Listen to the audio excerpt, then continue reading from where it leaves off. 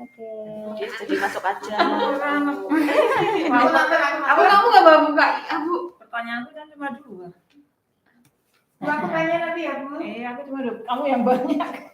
Nanyanya di itu aja di Instagram. Oh, saya juga banyak buat nih. Kan saya menang tua, Dok. Menang tua itu biasanya menang. Ada geser. Ini gimana sih gesernya? Untuk pengaturan porsi makannya nanti diganti. Apa? Mau lihat ininya. Diganti biasanya. Ganti. Jangan sampai hamil sama aku puasa. Hamil itu boleh puasa tuh ada yang dalam keadaan sehat ya? Boleh banget. Pasangan Malah sehat kan? puasa biar anaknya besok rajin puasa. Malah ada yang gini, Dek, kamu puasa nggak? Enggak, aku nggak boleh sama suamiku ya. Aku manut kan sama suamiku. Ya, ini harusnya bukan masalah suami.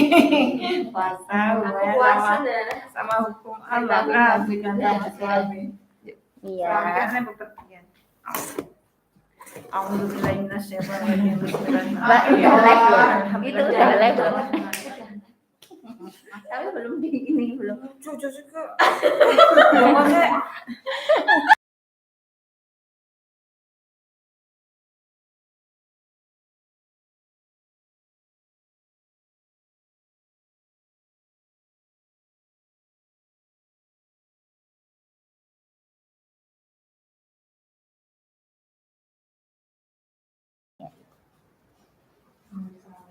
Oke, assalamualaikum warahmatullahi wabarakatuh. Waalaikumsalam warahmatullahi wabarakatuh. Yes, kita berjumpa lagi di acara Sapa Warga Show yang ke-49. Alhamdulillah, hari ini masih dalam rangka puasa ya di bulan Ramadan tahun 1444 Hijriah atau tahun 2023. Kita semua dalam keadaan sehat. Nah, untuk siaran hari ini kita mengambil tema tentang ibu hamil apakah boleh berpuasa atau tidak. Nah, di sini kami sudah menghadirkan narasumber yang kompeten di bidangnya. Yang pertama, Ibu Bidan, Bu Wati, ya. Monggo menyapa Bu Wati. Ya, selamat siang pemirsa semuanya. Ya, pemirsa kita sapa dengan Temoni. Temon 1. Ya, oke. Yang kedua Dokter Vira. Ya, saya datang, Dokter Vira. Ya, dokter Oke. internship di sini. Oke, terima kasih. Yang ketiga ahli gizi kita Mbak Derisa. Ya, saya Mbak Dirisa sebagai petugas nutrisionis di Puskesmas Teman 1. Oke, terima kasih. Yang pertama ini nih kita mau tanya kepada Bu Wati ya, Bu Wati, untuk pelayanan ibu hamil di Puskesmas Temon 1 itu seperti apa Bu Wati? Jadi ada nggak perbedaannya pada bulan puasa sama bulan-bulan yang lainnya? Nih, monggo Wati pakai sound ya, Pakai sound ya. pakai mic. Suara saya udah keras sebenarnya. Ya. Biar masuk. Ya. Terima kasih Mbak Dia atas pertanyaannya. Tadi pertanyaannya bagaimana pelayanan KIA ya di selama bulan Ramadan ini ya. Ya, alhamdulillah kita dari Puskesmas Temon 1 sangat memprioritaskan kesehatan ibu dan anak ya, termasuk pelayanannya ya, sehingga untuk pelayanan kesehatan ibu dan anak di Puskesmas Temon 1 berjalan seperti biasanya, tidak ada perubahan jadwal ya. Yang sebelum puasa itu kan setiap hari selain hari Rabu. Nah, setelah bulan puasa juga sama, setiap hari selain hari Rabu, karena hari Rabu untuk pelayanan KB. Hanya jam pendaftarannya yang maju. Okay. Jam pendaftarannya yang maju sesuai dengan peraturan yang dari Dinas Kesehatan Kabupaten ya. Jadi jam pendaftarannya aja yang maju 1 jam, oke. Ya. Seperti itu pelayanannya, sehingga kalau ada kasus-kasus darurat walaupun hari Rabu itu adalah tidak menerima pasien ibu hamil, tapi kalau kasus darurat seperti misalnya perdarahan atau harus segera meminta rujukan atau pusing berat atau gimana, itu bisa tetap kita layani. Seperti itu Mbak Dia. Oke, nggih. Untuk selanjutnya, pertanyaan selanjutnya begini ya, mungkin ada beberapa ibu hamil yang belum periksa atau takut periksa kalau pas bulan puasa. Nah, sebenarnya pemeriksaan apa saja yang harus dilakukan oleh ibu hamil, baik puasa maupun tidak? Itu Mbak Wati. Oh ya, Ya. oh ya, terima kasih. Jangan khawatir ya, ibu-ibu cantik, bunda-bunda cantik ya, ibu hamil di wilayah Temon 1 dan sekitarnya ya, karena Puskesmas Temon 1 itu penggemarnya tidak hanya Temon ya, tapi di luar wilayah Temon juga banyak nih penggemarnya. Sampai perbatasan ya, Purworejo ya, luar provinsi ya. Sehingga pemeriksaannya itu sama saja, tidak ada perbedaan.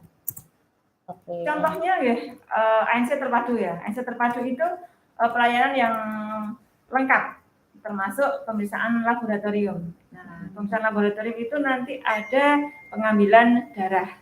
Tapi pengambilan darah itu paling hanya sekitar 3 cc ya dok ya. Nggak bikin lemes ya dok? Iya, 3 cc. Ya. Nah, mungkin persiapannya saja ya, persiapan saja. Sehingga pada saat mau ANC biasa atau ANC terpadu yang memerlukan pemeriksaan laboratorium. Nah, kalau ANC terpadu yang memerlukan pemeriksaan laboratorium, mungkin persiapan saat sahurnya harus yang berkualitas ya. Nanti mungkin bisa dijelaskan oleh nutrisionis kita ini ya. Ya, termasuk penyuntikan ya. Nanti kalau ada kesalahpahaman. Saat memang ibu hamil membutuhkan suntikan anti tetanus, ya tetap bisa kita berikan karena suntikan anti tetanus pada ibu hamil itu tidak terlalu memberikan efek yang demam tinggi, ya paling demam ringan, tapi sebagian besar juga malah tidak merasakan demam, ya begitu. Jadi aman, semuanya aman untuk dilakukan pemeriksaan pada ibu hamil yang berpuasa. Jadi suntikan ataupun pemeriksaan laboratorium itu nggak membatalkan puasa ya Mbak? Tidak. Oke, terima kasih. Untuk selanjutnya ke Dokter Vira ya, Dokter Vira. Jadi ini dok, ada yang ibu hamil yang takut berpuasa nanti takut janinnya itu nggak dapat konsumsi atau nutrisi yang cukup. Nah itu gimana dok? Apakah boleh nggak sih sebenarnya ibu hamil itu untuk berpuasa? Terima kasih pertanyaannya Bu ya. Jadi apakah boleh ibu hamil itu berpuasa? Jawabannya boleh jika. Jadi boleh tapi ada syaratnya ya Bu ya. Iya, syaratnya itu tidak ada kelainan saat hamil, kemudian tidak ada kelainan pada janinnya juga, dan sudah dinyatakan sehat dan boleh berpuasa oleh dokter penyakit kandungan atau bidan yang biasa dikunjungi oleh ibu hamil gitu ya. Gitu. Kalau boleh asalkan kuat dan sudah berniat dan tidak ada kondisi tertentu yang melarang ibu hamil untuk berpuasa, itu boleh untuk berpuasa. Jadi kalau ibu hamilnya puasa juga janinnya itu tetap dapat makanan ya dok? Janin tetap makanan. Jadi nggak ikut-ikutan puasa gitu ya? Tidak, karena kan ibu hamil ya kita berpuasa juga maksimal 12 paling 13 jam gitu ya. Tapi proses transfer makanan, transfer makanan nutrisi dari ibu ke plasenta itu kan berjalan terus. Berarti nggak berhenti gitu ya? Tidak. Nah oke. Kalau boleh berpuasa berarti ada manfaatnya nih dok. Itu apa dok manfaatnya puasa untuk ibu hamil? Ibu hamil itu yang pertama itu bisa mencegah kenaikan berat badan yang terlalu berlebihan. Seperti kita tahu kan ada beberapa ibu hamil yang memang risiko untuk mengalami kenaikan berat badan, apalagi terutama pada ibu-ibu yang sebelum hamil sudah memiliki kondisi seperti obesitas atau berat badan berlebih itu kalau saat hamil tidak ada kondisi lain itu justru sangat disarankan untuk berpuasa karena mencegah untuk jadi lebih gemuk gitu. Kemudian yang kedua itu bisa mencegah diabetes mellitus atau diabetes pada ibu hamil gitu. Jadi DM gestasional itu bisa dicegah dengan berpuasa karena kan tidak ada asupan gula yang masuk, asupan karbohidratnya juga jadi berkurang selama 12 jam kita berpuasa. Jadi pada ibu-ibu yang tidak bermasalah itu bisa mencegah DM gestasional atau DM pada ibu hamil. Kemudian secara umum tidak hanya ibu hamil saja kita tahu kalau puasa itu dapat memperbaiki metabolisme tubuh karena sistem pencernaan kita, kemudian sistem filtrasi atau ginjal itu kan jadi beristirahat ya. Ya, jadi itu membantu metabolisme kita supaya istilah awamnya membuang racun seperti itu dan itu juga sama pada ibu hamil seperti itu juga. Terus karena kita tidak makan yang terlalu banyak, maksudnya kan hanya 2 kali yang makannya. Dan kalau apalagi kalau pada ibu hamil kan cenderung dijaga nutrisi makronya dan mikronya. Itu bisa menjaga kesehatan jantung juga karena ibu hamil kalau tidak dijaga nutrisi dan aktivitas fisiknya itu berisiko untuk mengalami kelainan jantung pada saat mendekati melahirkan. Jadi puasa itu sangat baik untuk manfaatnya untuk ibu hamil. Seperti itu. Oke, berarti nggak ada alasan untuk takut berpuasa ya dok Tidak ya? ada alasan untuk takut berpuasa karena manfaatnya banyak sekali. Malah justru bermanfaat. Iya, itu dia. Nah, gini dok, kan ada syaratnya nih untuk bisa berpuasa. Jadi kan mungkin seperti orang dengan kelompok risiko ya, kelompok ibu hamil kan punya risiko. Nah itu syarat-syaratnya itu apa dok? Untuk berpuasa. Baik. Syarat-syaratnya yang pertama harus secara keseluruhan ibu merasa baik dan sehat. Jadi terutama kalau misalnya ibu hamil trimester 1 ya, yang baru-baru hamil muda itu kan biasanya sering mual muntah. Terus ada banyak juga ibu-ibu yang hiperemesis gravidarum atau muntah berlebihan. Itu sebaiknya tidak berpuasa karena pada ibu yang masih muntah-muntah banyak itu kan resikonya dehidrasi. Kalau dehidrasi itu bisa membahayakan janin, jadi sebaiknya tidak berpuasa seperti itu.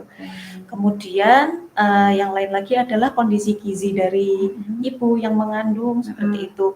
Kalau misalnya ibu hamilnya itu kenaikan berat badannya dari bahkan sebelum puasa itu tidak mencapai target seperti yang ditulis di buku KIA, itu sebaiknya kalau mau puasa berhati-hati seperti itu.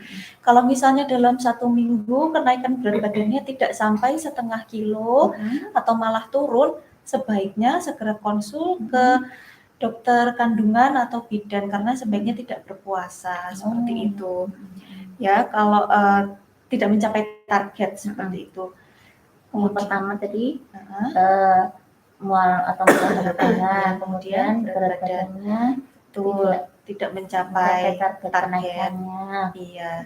Terus kemudian yang ketiga itu anemia.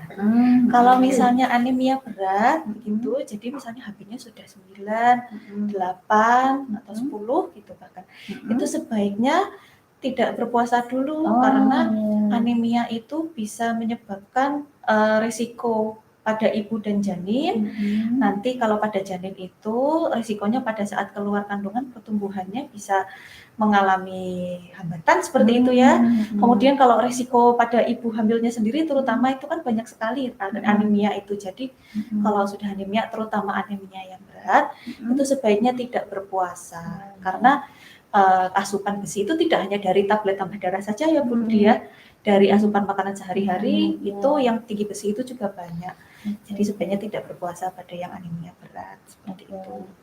Tiga kondisi tadi itu ya. Jadi kemudian ada yang ibu-ibu hamil yang mengalami perdarahan sebelum persalinan atau antepartum itu sebaiknya tidak berpuasa ya, karena perdarahan sebelum persalinan itu tidak ada yang sifatnya normal. Jadi harus diwaspadai. Jadi kalau ibu-ibu menemui kok saya keluar darah dari jalan lahir, segera konsultasi ke bidan atau dokter kandungan. Nanti juga sebaiknya tidak berpuasa. Meskipun ibu merasa kuat, merasa oh saya nggak apa-apa meskipun saya perdarahan tapi saya puasa, sebaiknya tidak berpuasa.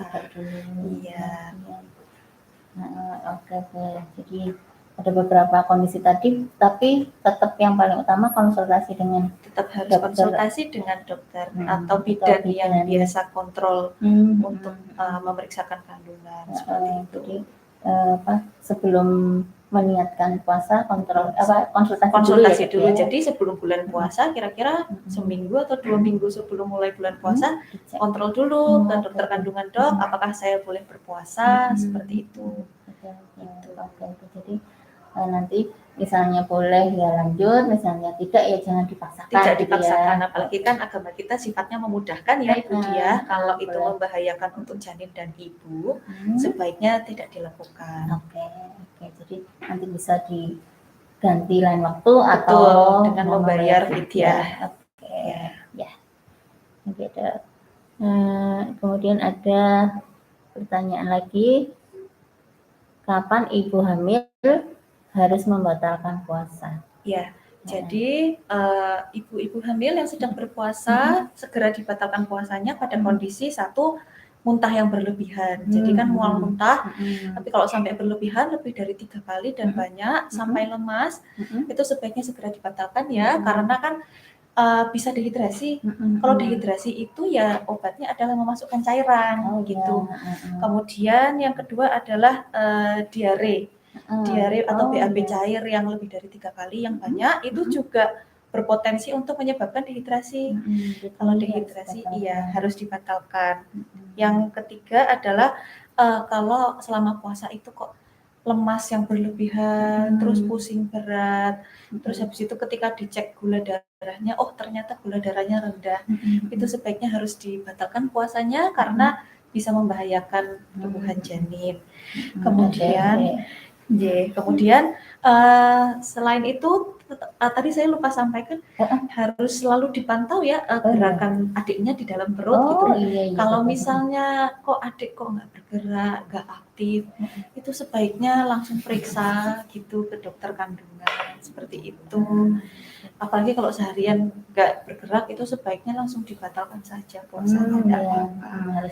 Harus dicek ya. Betul. Oke. Ya, terus yang selanjutnya pertanyaannya adalah apa maksudnya biar jadi ibu hamil kan aku pengen dapat pahala yang banyak nih dari puasa, pengen puasa penuh. Nah, itu tips atau kiat-kiatnya apa dong? Yang pertama seperti orang pada umumnya ya yang tidak hamil pun nomor 1 harus mencegah dehidrasi akibat kekurangan cairan. Jadi saat buka puasa dan saat sahur itu harus minum banyak sesuai kebutuhannya. Kebutuhannya bagaimana itu nanti cairannya dijelaskan sama Mbak Dirisa ya dari nutrisionis. Yang kedua itu harus ini juga Mbak Dia melakukan aktivitas fisik sesuai kemampuan masing-masing. Boleh rebahan terus ya. Sebaiknya kalau misalnya tidak ada kondisi tertentu yang mengharuskan ibu untuk selalu tirah baring atau membatasi aktivitas, sebaiknya aktivitas fisik tetap harus dilakukan. Apalagi kalau ibu hamil sebelum hamil itu memang sudah rajin berolahraga, kemudian hamilnya tidak diresiko, sangat dianjurkan untuk tetap melakukan olahraga yang sudah biasa dilakukan sebelum hamil. Kemudian yang ketiga itu mencukupi kebutuhan nutrisi makro dan mikro. Bagaimana cara mencukupinya dan bagaimana cara membagi porsinya nanti dijelaskan oleh Mbak Dery Sanjay. Kemudian itu hindari makanan yang terlalu manis seperti itu. Jadi yang tinggi gula, tinggi garam itu dikelola ya gula dan garamnya selama hamil karena selain itu bisa bikin kita tidak terlalu fit selama puasa, itu juga berisiko menimbulkan banyak penyakit seperti itu. Oke. Jadi ada beberapa kiat dan tips tadi, tapi kebanyakan nanti tentang aktivitas fisik dan pola makannya ya dok ya. Oke. Berarti kita lanjut ke Mbak Derisa ya Mbak Derisa.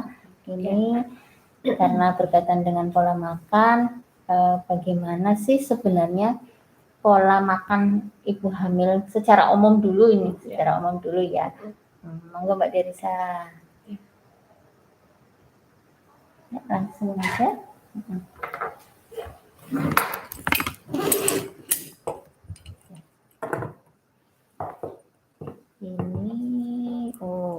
Ini dia.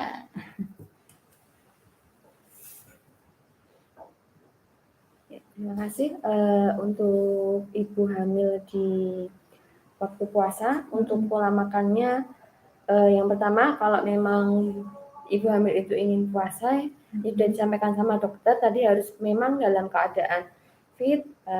Tanya ke dokter dulu apakah memang diperbolehkan untuk puasa. Yang terpenting semua sehat, itu nanti boleh berpuasa. Kemudian juga harus memperhatikan makanan yang dimakan ketika buka, ketika sahur, atau ketika sebelum tidur. Itu harus sangat diperhatikan. Kemudian konsumsi vitamin atau obat yang entah dari puskesmas, dari bidan, atau dari dokter, itu juga jangan lupa untuk tetap harus dikonsumsi. Untuk vitamin. Ya, untuk vitaminnya harus dikonsumsi. Oke. Ya. Terus ini ya ada apa bukan mitos atau apa ya namanya asumsi dari masyarakat ya. Apakah ibu hamil itu harus makan 2 kali porsi biasanya? Jadi 1 porsi untuk ibunya, 1 porsi untuk janinnya. Itu gimana Mbak Dewi? Yang terpenting untuk ibu hamil itu adalah makanan yang dimakan adalah ada 4 bintang. Nanti ada sumber karbohidratnya, ada proteinnya juga, itu dari hewani, dari nabati, kemudian ada sayur buah, dan juga nanti ada hewani nabati tadi, kemudian sayuran, kemudian ada makanan pokok. Nah, kemudian untuk makanannya bagaimana, itu yang pertama kita ketika ibu itu hamil, makanannya adalah 2 porsi lebih banyak karena untuk kebutuhan dia sendiri dan juga untuk kebutuhan janin yang ada dalam kandungannya. Nah, ada beberapa yang harus diperhatikan untuk makanannya. Yang pertama adalah kita harus memperhatikan nutrisinya dulu. Seperti ibu hamil yang sedang hamil saat ini harus tahu nutrisi apa yang paling penting untuk dikonsumsi oleh ibu hamil, puasa ataupun tidak puasa. Nanti yang pertama adalah seperti protein ya. Protein itu kan sangat bagus untuk pertumbuhan dan juga nanti penyembuhan sel-sel atau jaringan yang rusak. Jadi ini nanti asupan protein yang cukup juga bisa mendukung tumbuh kembang janin seperti itu. Jadi nanti makan makanan yang sumber protein ini bisa dari daging yang merah, daging merah, kemudian ayam, ikan, telur juga bisa. Kemudian ada lagi sumber karbohidrat ya. Karbohidrat di sini sangat banyak, tidak hanya nasi aja. Nanti bisa dari kentang, bisa dari kue atau roti atau gandum, kemudian singkong atau kentang seperti itu juga bisa. Itu nanti karbohidrat ini jika cukup, ini nanti juga akan membantu keseimbangan ibu hamil itu supaya tidak lemas ataupun lesu seperti itu karena dia punya energi yang cukup.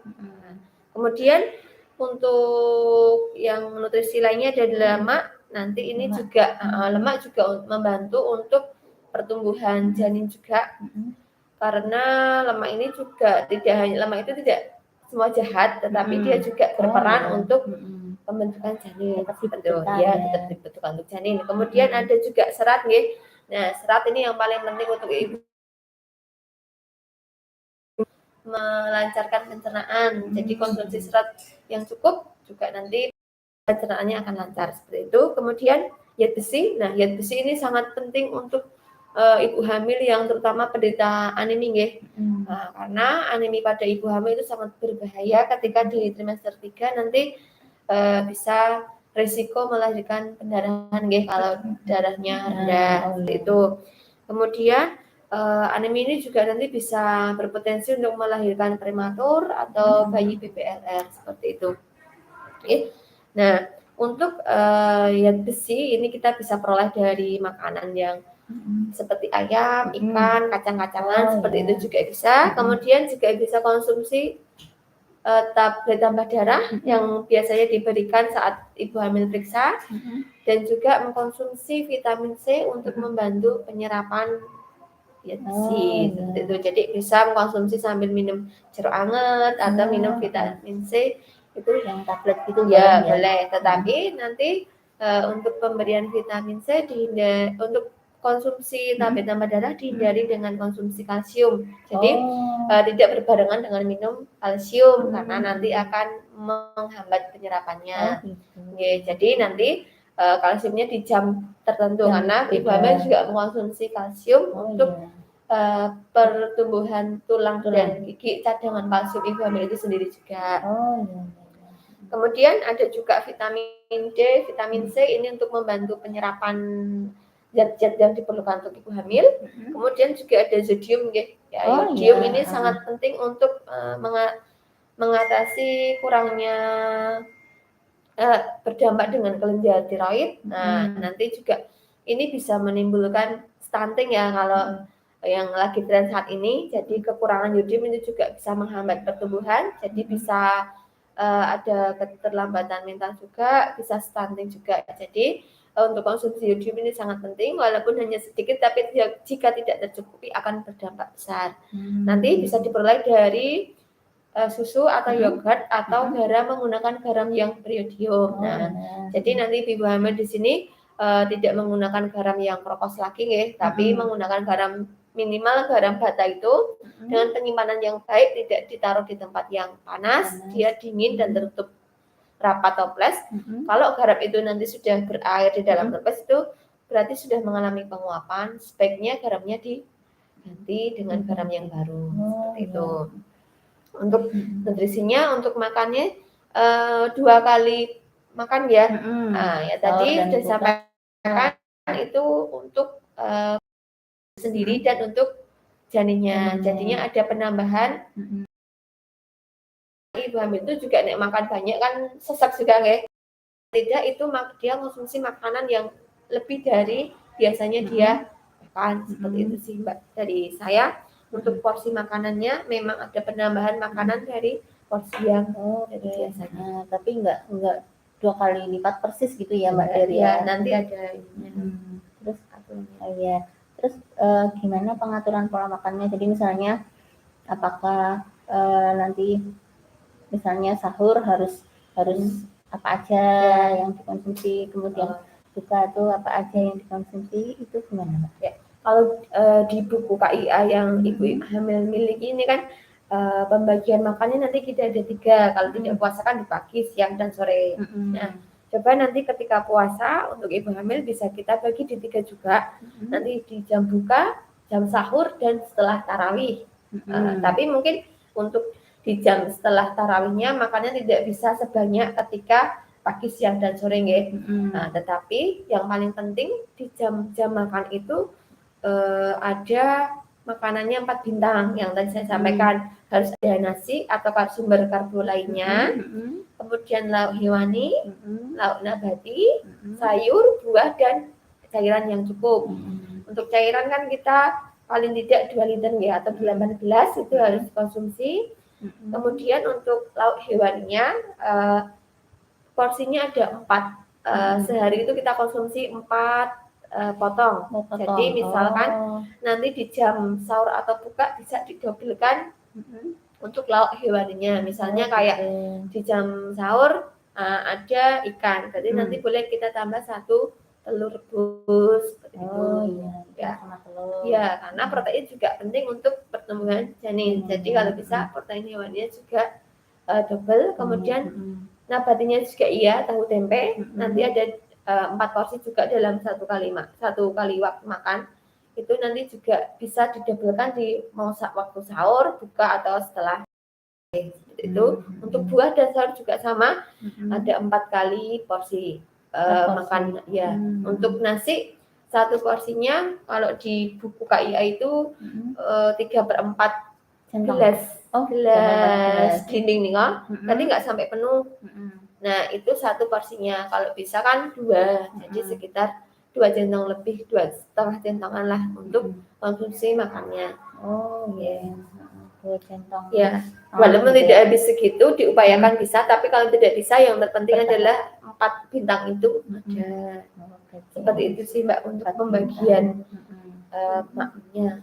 Jadi dibagi dalam 2 atau 3 kali waktu, sahur, terus berbuka sama habis tarawih Ya. bisa ya. Ya, Tapi harus mengandung 4 bintang gitu. Oke. Terus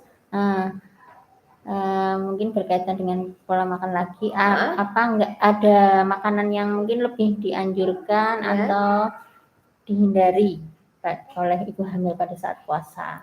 Mungkin bisa menyebabkan apa? Oh iya. Kalau untuk makanan sendiri untuk ibu hamil ini tidak begitu banyak yang dihindari, dipantang ya. Tapi ada beberapa saat kita berbuka puasa itu kadang suka makan yang ini enak seperti itu. Tapi kita kurang memperhatikan. Yang pertama, ketika berbuka puasa khususnya untuk ibu hamil tidak boleh terlalu banyak minum minuman manis, apalagi yang mengandung pemanis. Seperti kita membuat es buah itu kan nanti mesti ada sirupnya, nggih. Oh iya. Ya, itu kan terlalu tinggi pemanis juga tidak boleh dikonsumsi oleh ibu hamil karena nanti pemanis itu juga bisa masuk ke janin lewat plasenta, apalagi kalau dalam jumlah yang banyak juga bisa nanti menimbulkan kesakitan ya Dok ya. Betul, dan nanti bayinya lahir besar. Nah, seperti itu. Jadi yang perlu diperhatikan adalah konsumsi manis-manisnya harus memang diperhatikan apakah itu banyak pemanisnya atau tidak, seperti itu. Kemudian santan yang berlebih ini juga bisa kayak misalnya kita minum cola atau sudah minum cola, makan makanan yang bersantan. Nah, santan ini tidak baiknya dikonsumsi terlalu banyak karena sering mengganggu pencernaan. Jadi kalau bisa konsumsi santannya boleh, tetapi tidak yang kental-kental, yang encer seperti itu. Jadi manis sama santan ya. Kemudian minuman yang bersoda, itu juga ada pemanisnya buatan, itu juga sangat tidak dianjurkan oleh ibu hamil. Kemudian juga ada seperti kafein pada kopi dan teh juga untuk yang ibu hamil anemi juga kurang disarankan untuk mengkonsumsi. Tidak dianjurkan. Ya, tidak dianjurkan. Kemudian nanti kalau buah ya mungkin ke buah nanas, durian yang bergas seperti itu atau buah nangka. Untuk makanan lainnya sayur-sayuran itu boleh asalkan tidak berlebihan, yang penting bergantian. Seperti itu. Ya, mungkin itu Mbak Dia. Makanan yang dihindari. Oke, terima kasih banyak Mbak Dirsa. Banyak sekali nih tipsnya atau pola makan yang harus diterapkan oleh ibu hamil agar puasanya lancar ya dan sehat. Nah, ini kita menginjak ke pertanyaan ya dari para temonizen. Ini ada dari Mbak Nurul menanyakan, Assalamualaikum Kak, mau tanya kalau hamil wajib makan apa aja ini maksudnya ya mungkin. Dan pengaruh tidak dengan obatnya selama dalam janin jika tidak dikonsumsi. Siapa dulu nih yang mau jawab? Mungkin untuk terkait makanan Mbak Derisa dulu ya. Nanti saya bagian obat. Terima kasih.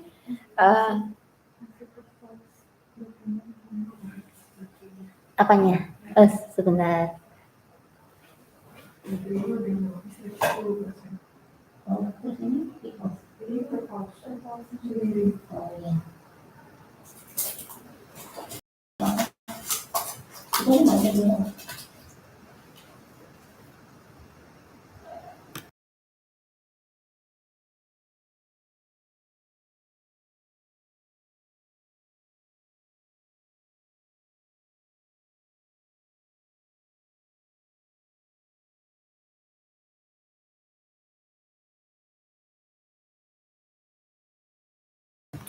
Untuk pertanyaan yang pertama ya tentang makanan apa aja yang wajib dikonsumsi dan makanan itu nanti berpengaruh enggak jika tidak dikonsumsi.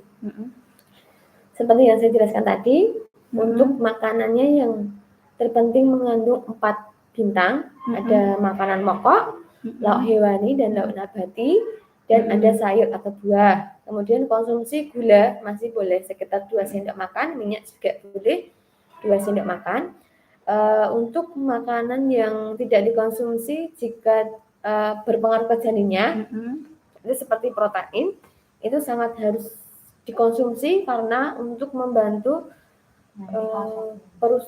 kerusakan sel. Misalnya ibu itu anemi, jadi kan harus ada pembentukan darah ya. Nah, protein ini juga penting dalam pembentukan darah karena memperbaiki sel-sel jaringan yang rusak. Kemudian zat besi. Nah, zat besi ini yang ada dalam protein seperti pada daging-daging merah ini kan juga sangat berpengaruh untuk ibu hamil yang anemi. Jadi memang harus dikonsumsi.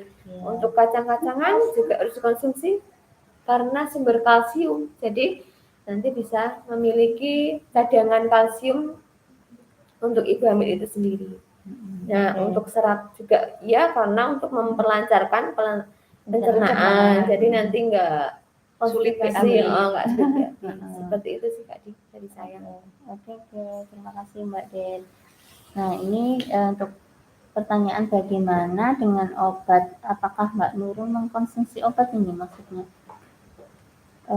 Obatnya juga tidak dikonsumsi saat puasa, apa pengaruhnya ini? Vitamin.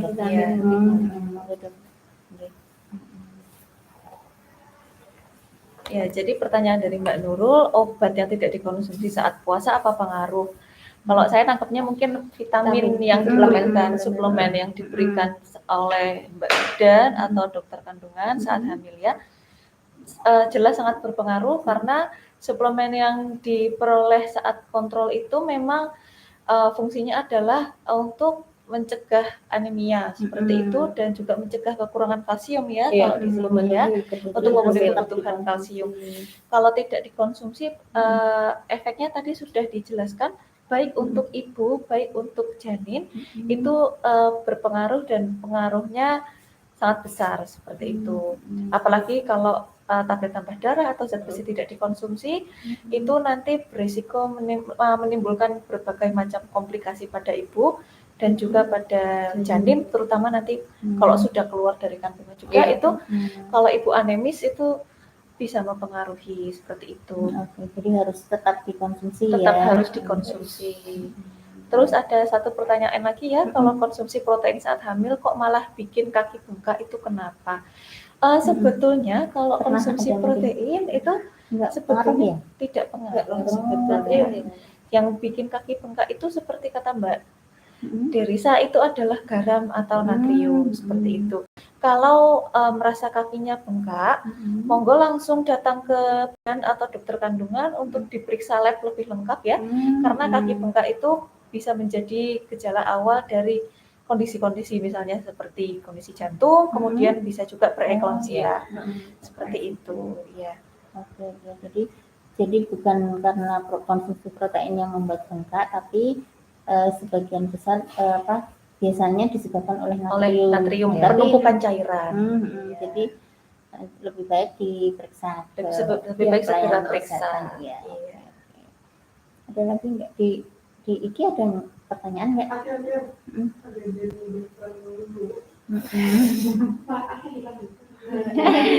Dari Nurul dan Faida untuk dokter pada ibu hamil dengan diabetes, bagaimana pengaturan minum obat dan makan minumnya saat puasa?